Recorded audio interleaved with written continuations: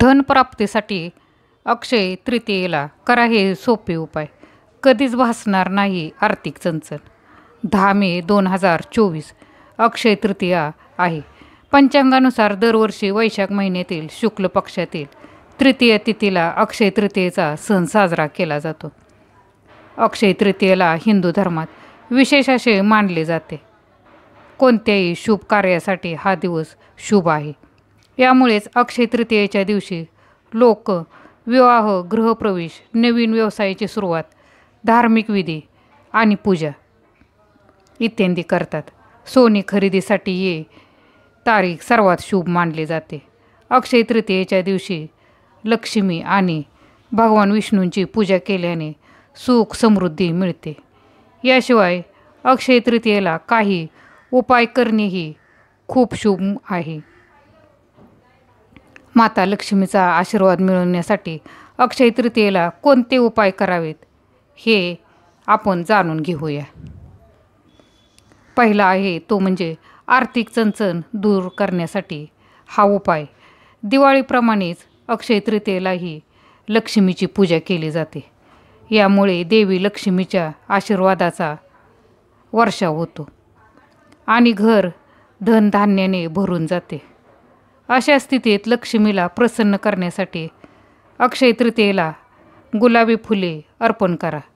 याशिवाय नवीन स्फटिकांची माळ अर्पण करावी. नवीन जपमाळ उपलब्ध नसेल तर जुनी स्फटिक जपमाळ गंगेच्या पाण्यात धुवून अर्पण करू शकता.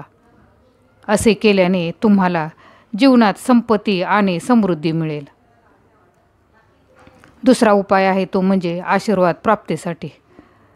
अक्षय तृतीयेच्या दिवशी सोन्या चांदीच्या वस्तूंची खरेदी शुभ मानली जाते. यामुळे आशीर्वाद मिळतात. तुम्हालाही आशीर्वाद हवा असेल तर या दिवशी सोने चांदीने बनवलेल्या लक्ष्मीच्या चरण पादुका आणा आणि घरात ठेवा आणि नेहमी पूजा करा. यामुळे घर नेहमी धन संपत्तीने भरलेले राहते.